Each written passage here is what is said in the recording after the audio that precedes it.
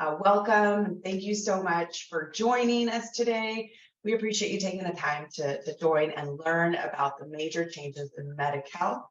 My name is Myra Medina. I'm an estate planning paralegal for the Kopenbarger and Kopenbarger law firm.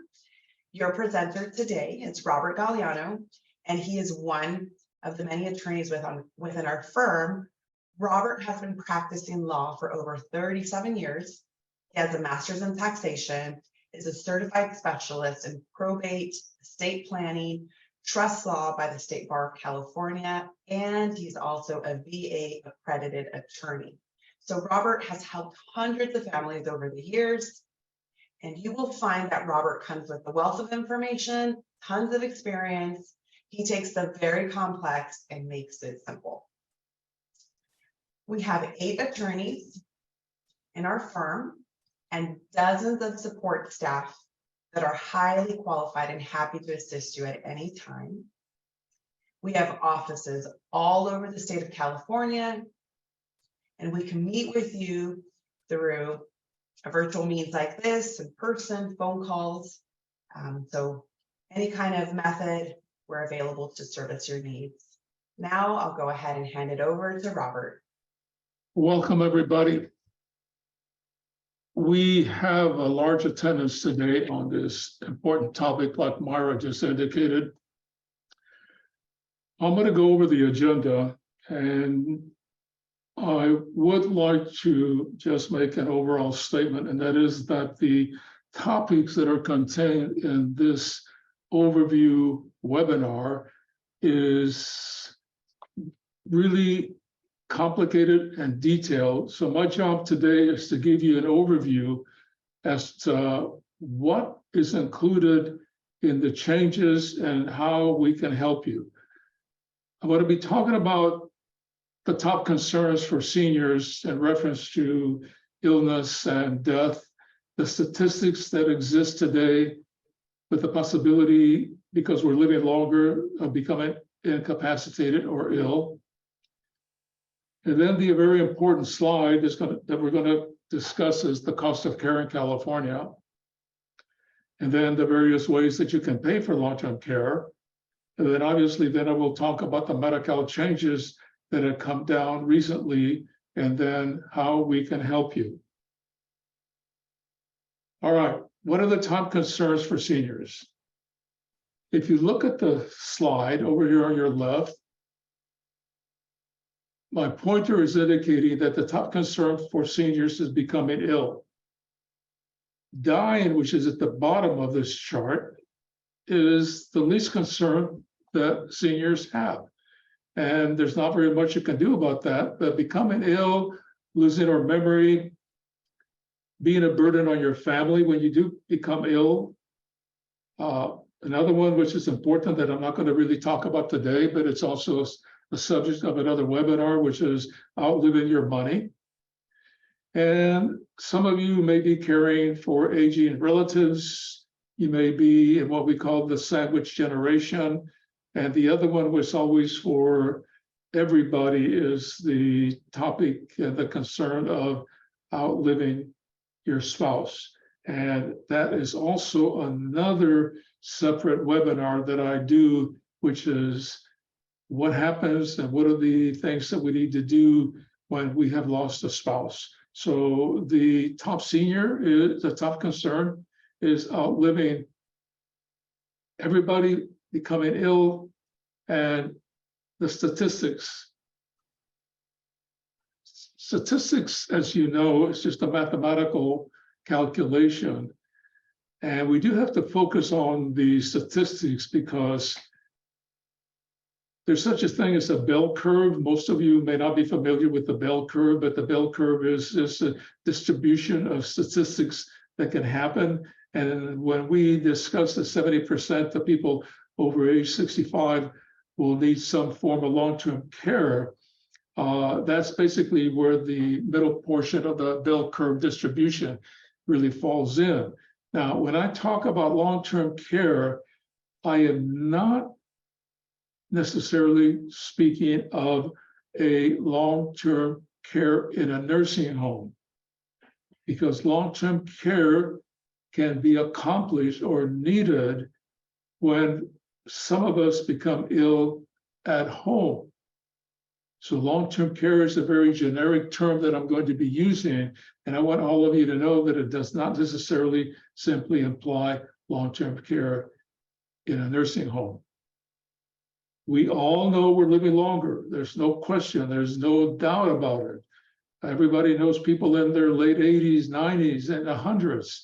But the fact that illness is being even medical solutions are coming down the pike, there's still a lot of individuals, for example, that are being succumbed to Alzheimer's disease. There's been an increase in 46% as a cause of death. And the other thing that is important for you to know is that if you do have to go, if you have to go into a skilled nursing facility, by the way, the acronym for skilled nursing facility, SNF, is SNF. So if I use the word SNF, I'm not asking you to smell your coffee. It's just the acronym for skilled nursing facility.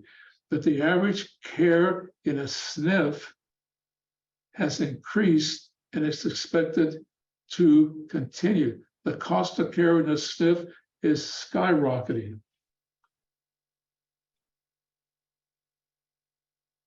We will be spending, average again, about 2.5 years in a nursing home.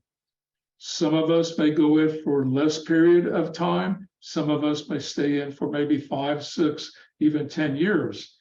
And the other important fact that I want you to focus on is the fact that, and this one I'm going to address to all of you spouses and gentlemen in the audience today.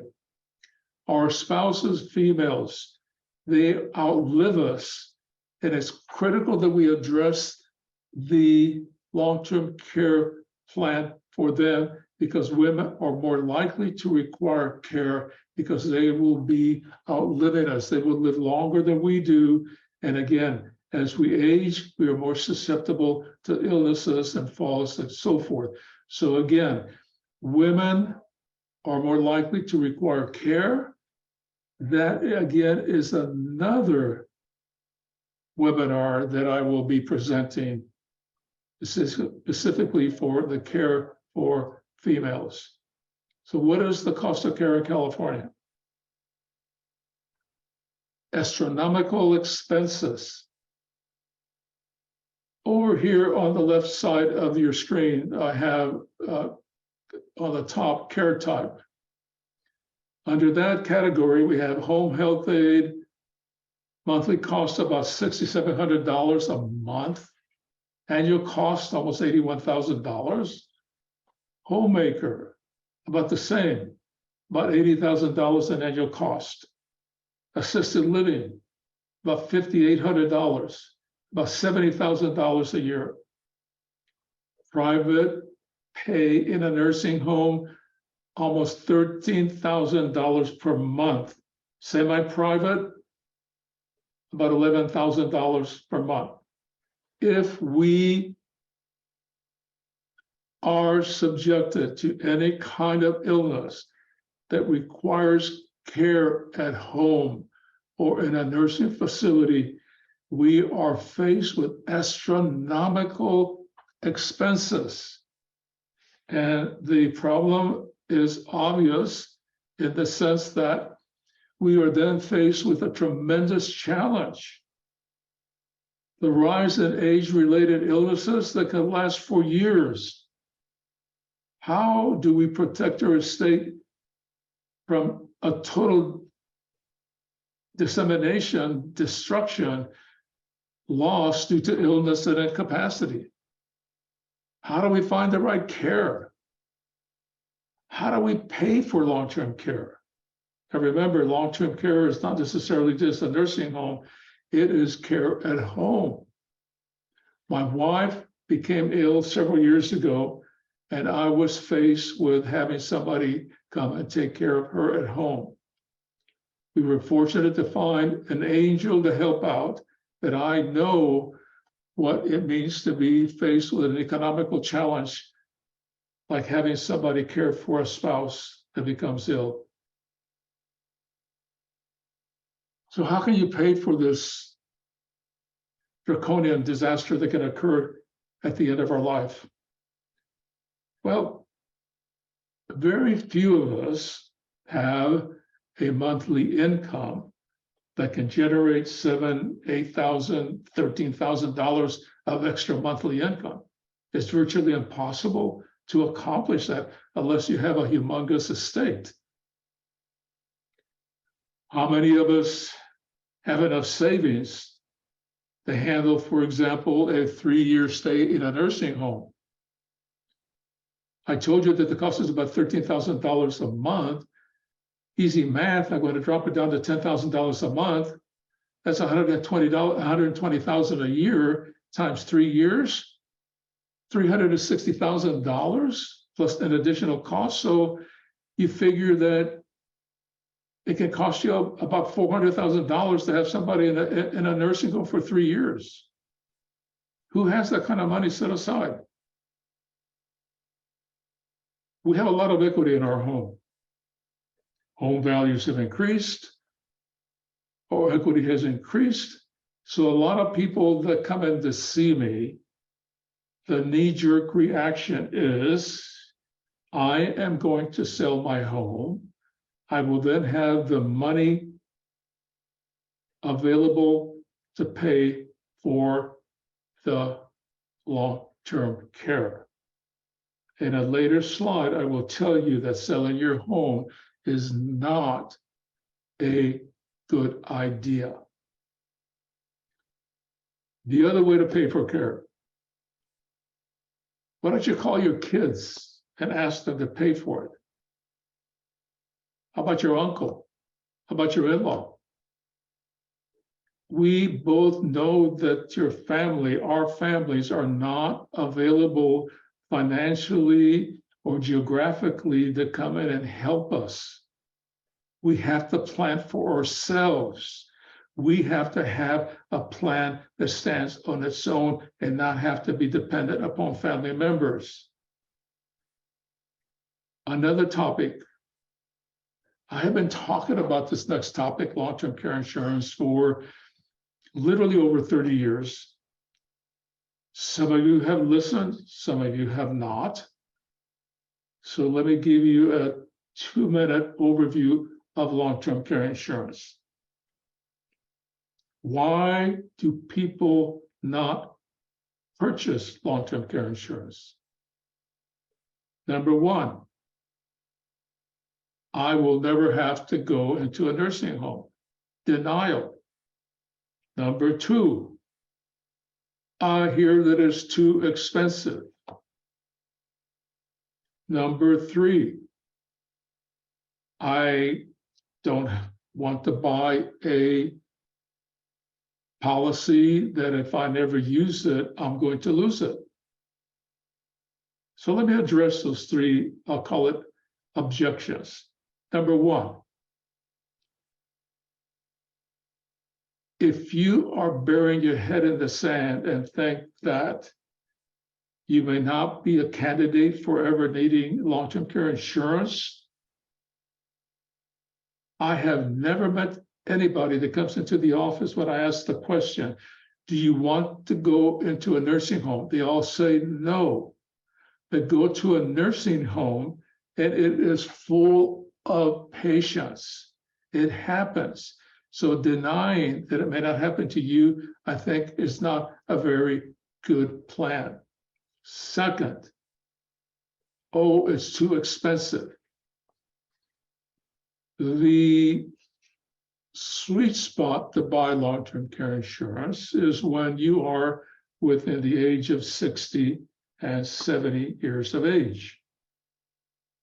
If you wait too late in life, like 75 and 80 years of age, you are 100% correct that it is too expensive. You waited too late. And a lot of times waiting till you are in your 80s, you may wind up with an illness that will not allow you to qualify for the insurance. So the sweet spot is generally between the ages of 60 and 70. Now, I will tell you the kind of long-term care insurance that I have. I did not want to buy a type of insurance that if I never went into a nursing home, I was never going to be able to use the money. It's like car insurance. What has to happen for the car insurance to pay out? You have to get into an accident.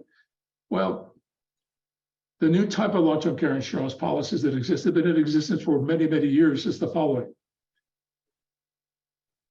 If you buy this type of long-term care insurance, it will generate a death benefit, which means that if you never use the long-term care insurance for long-term care and you die, your beneficiary will receive a death benefit.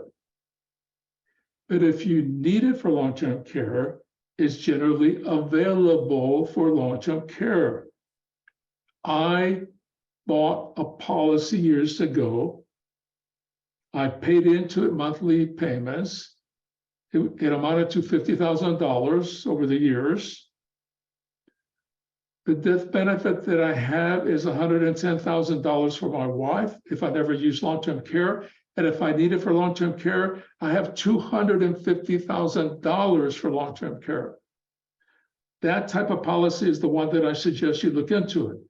We work with a company that can help you evaluate and determine what policy type is best for you. I encourage all of you to look into this. Last, the government. You and I have paid into the government taxes all our years, and therefore, when we are faced with a calamity, I think that we are entitled to have the government help us pay for long-term care. And that is one of the topics that I'm going to discuss next. Acronyms. Every profession has acronyms, confuses terminology.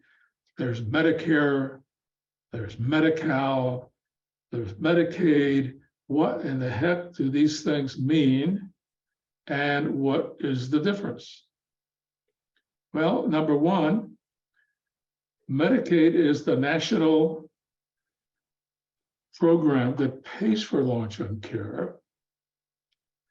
But California has its own version of Medicaid, and we call it Medi-Cal.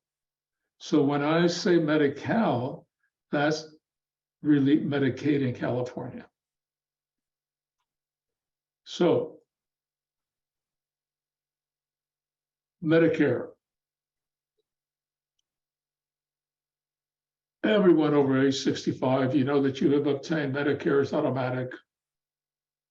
I don't have to spend a lot of time telling you that Medicare Part A is hospital insurance, all the benefits that are paid by Medicare when you go into a hospital situation.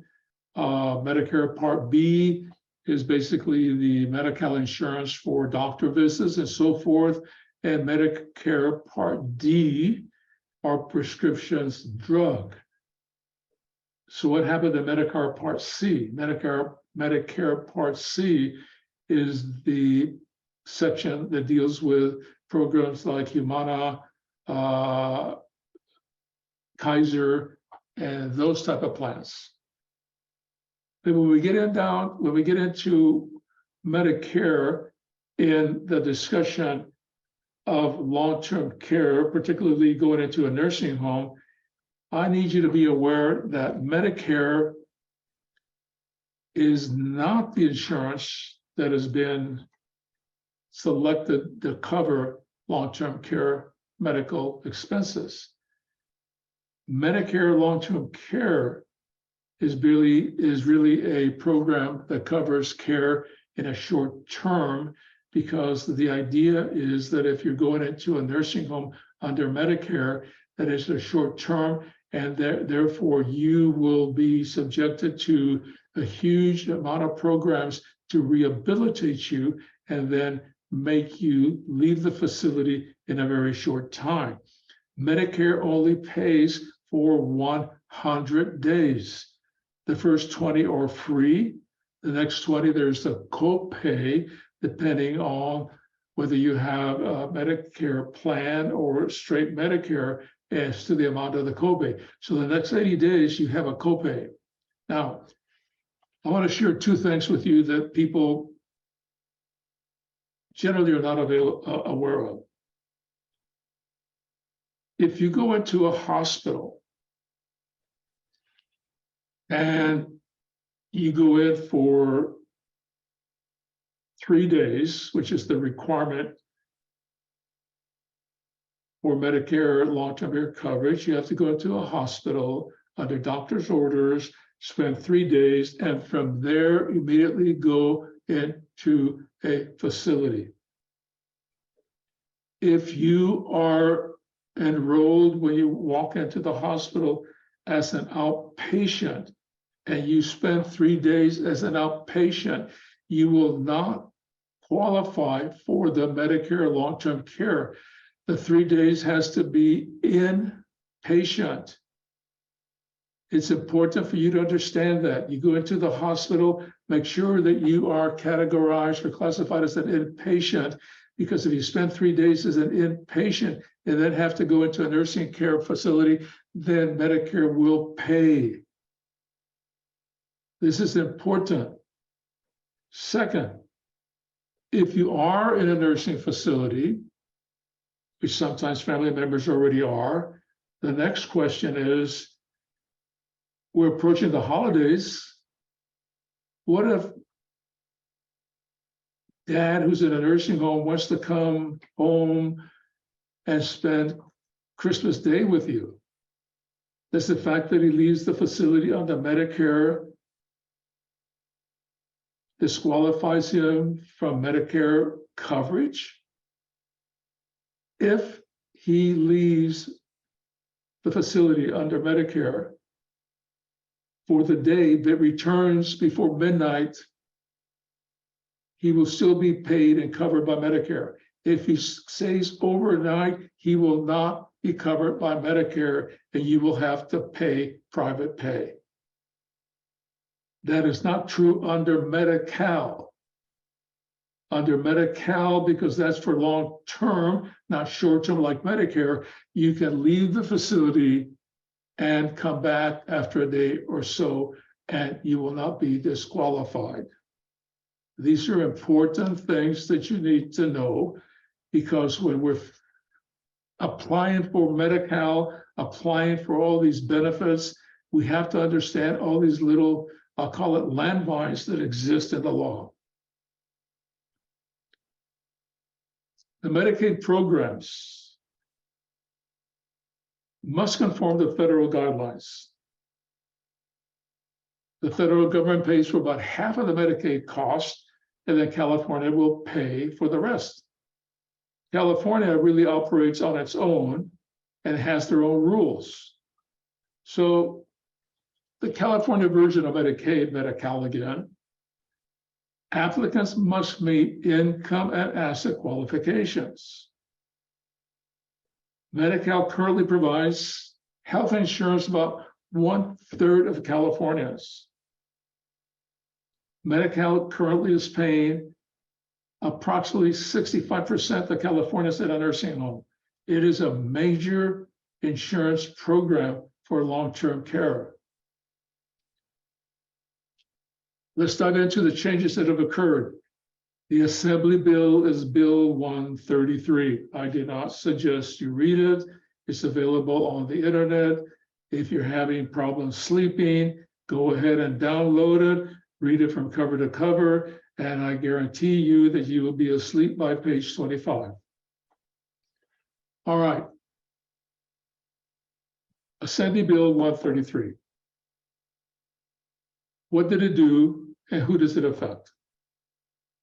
First of all, the majority of people who are affected by this are seniors older than 65, blind or disabled, individuals who are in a nursing home, and one more sip. And assets, things that people have, can be put into 3 different buckets. Medi-Cal looks at the assets that you have, and if you're married, it looks at both husband and wife's assets, and they are in three different buckets.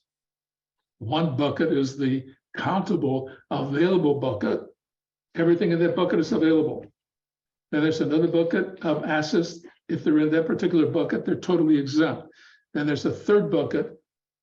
If the assets are in that bucket, they're not countable. Here's a little bit of a graphic. The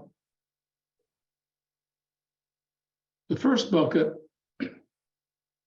available assets, you start off with everything that you own.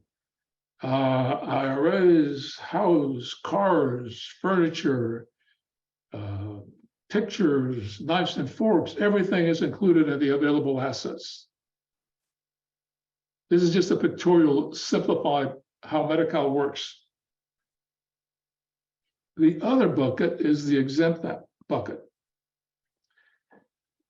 As lawyers who practice an elder law, like we do at Copenhagen, we are aware of the tools and the laws that allow us to guide you to move the assets or classify the assets from the available bucket, with everything is counted to try to disqualify you from applying or qualifying for Medi-Cal benefits, to put them in the exempt bucket or to put them into an available bucket. So people sometimes ask me, wait a minute, I have a home that's worth $2 million. I have an IRA that's worth $300,000. My wife has an IRA worth $1 million. I have a car, Lamborghini, excuse me again, it's worth $200,000. How can I possibly qualify for Medi-Cal when I have a home? I'll just use the number 2 million, IRA of 200,000. The wife has an expensive 500,000 IRA. I have a $200,000 Lamborghini. How can I possibly qualify for Medi-Cal? I know you heard the stories, right? In order to qualify for Medi-Cal, you have to be totally poor. You can only have $2,000 of assets. But look what's in the exempt bucket of home of any value. So the $2 million house is exempt. The Lamborghini, any value, is exempt. Term life insurance. I could have a $5 million term life insurance that has zero cash value and it's exempt. So being able to classify assets into the exempt bucket means, for example, you don't have to sell the house. It's already exempt. Not, the value is not used to disqualify you from applying for Medi-Cal. Unavailable. IRAs. If your wife, who's the wealth spouse, has an IRA worth $1 million, she can keep it. It's unavailable to be counted. So again, the knowledge and technique that we use to qualify for Medi-Cal is to be able to move assets around to put them in these various buckets. Now, here's where the changes are. From July of 1981 to July 1 of 2022, all these years, the amount of assets that an individual trying to apply for Medi-Cal could have was $2,000. A couple, $3,000. $3,000. But as of July 1 of this year, the $2,000 has been increased to $130,000 for the individual. And for other individuals, family members that are in the same household, you can add another $65,000.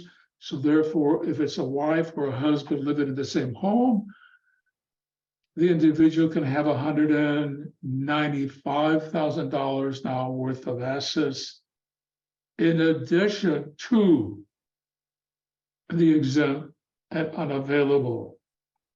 Got it? $2,000 went up to 130, possibly 195. Going forward after July 1 of 2024, it appears that 90% of the law will change and there will be no more asset tests, meaning they will not count any assets that you own to apply for Medi-Cal. The assets tests will be eliminated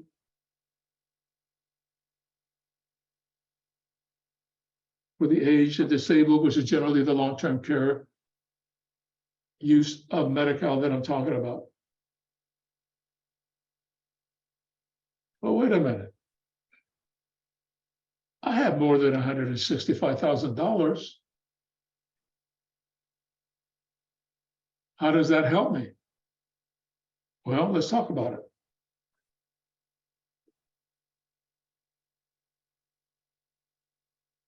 I'm going to focus on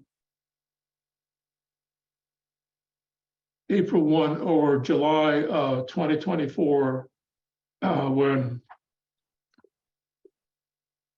the assets that the person has are not included to apply for Medi-Cal.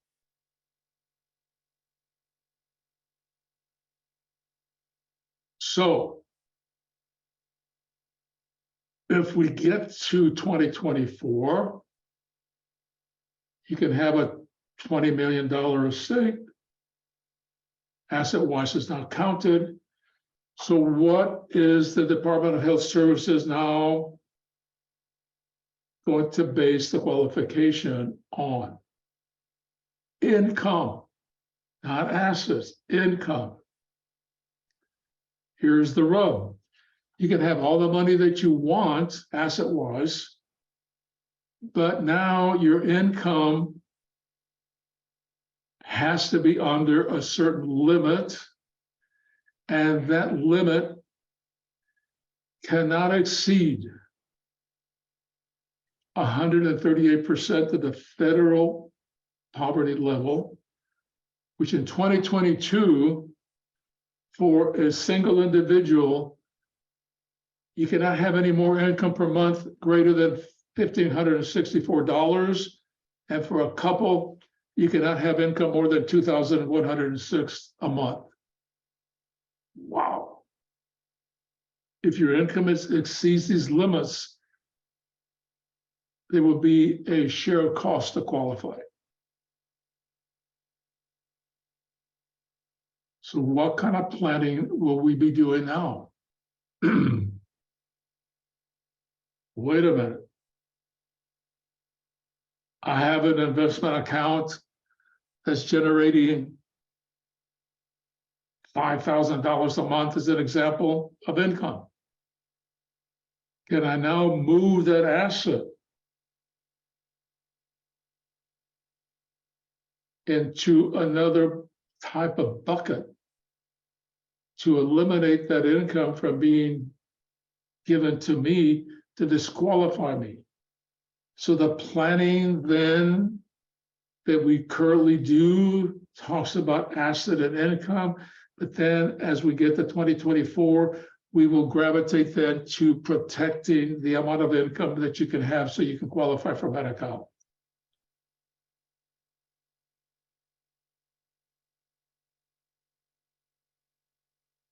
Why is that important to keep you qualified for Medi-Cal?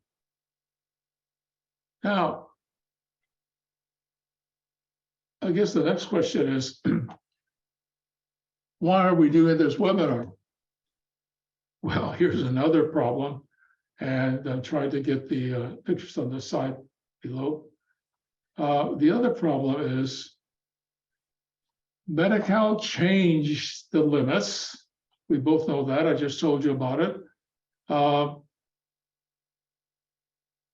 Medi-Cal limit now is no longer $2,000, is up to $130,000.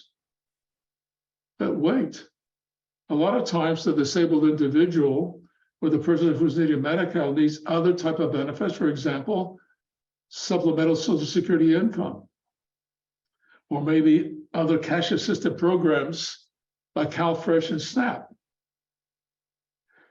Those type of programs did not up the value of the assets that they can have.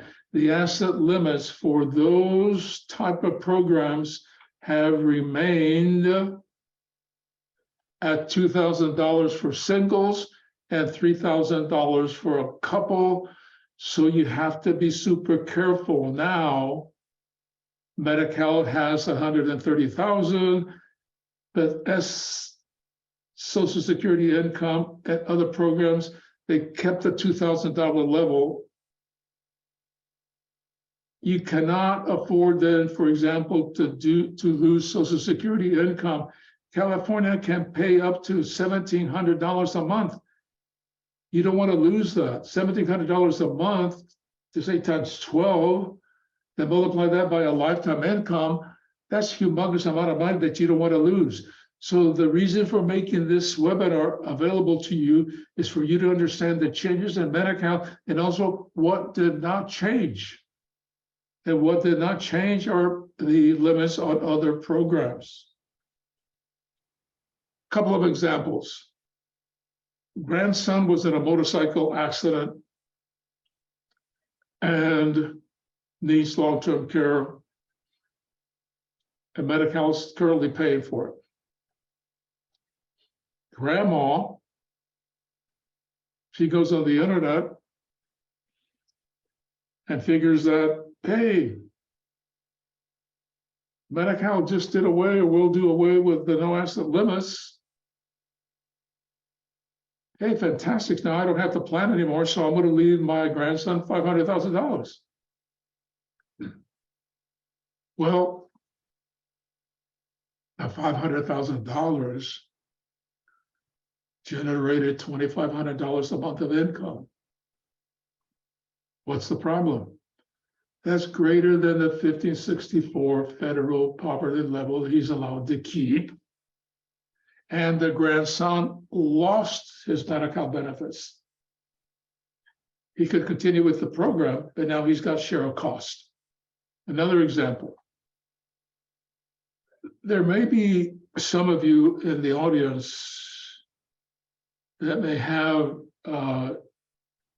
family members or know people who are on special need programs or special needs individuals. This example shows that Sally, who was receiving Medi-Cal benefits, she was on SSI and CalFresh benefits. So Sally's mother decides Sally does not need a supplemental needs trust. Even though she's disabled, she has all these benefits. I don't need to spend the money on doing a supplemental needs trust because Medi-Cal does not have an asset limit anymore. So Sally's mother leaves her $100,000 outright. Special needs maintains the $2,000 limit, and therefore Sally received $100,000. She did not lose her Medi-Cal benefits because remember that has been updated from 2,000 to 100 for no more asset accounts, but she lost her SSI and CalFresh benefits. So the point of this slide is these laws interweave with each other. So we at Kopenberger have to be totally aware of how they intertwine with Social Security CalFresh, and other benefits, special needs. What else did not change? The Medi-Cal estate recovery rules did not change. What am I talking about? If you wind up on Medi-Cal, California has laws that can subject the estate upon the Medi-Cal recipient's death to recover all the money that they have spent on them and have the estate pay back the state. You wind up on Medi-Cal, Medi-Cal spends $300,000 on you. When you die, California can go back and try to recover against your estate the $300,000 that they spent on you. So what are the new rules? Well, the new rules are, and I already moved to the next slide, and that is Medi-Cal currently cannot recover on anything that is not going through probate. One more time. Current recovery rules in California. They cannot recover against assets that are not part of probate. Big example is what is not part of probate. Assets in your trust.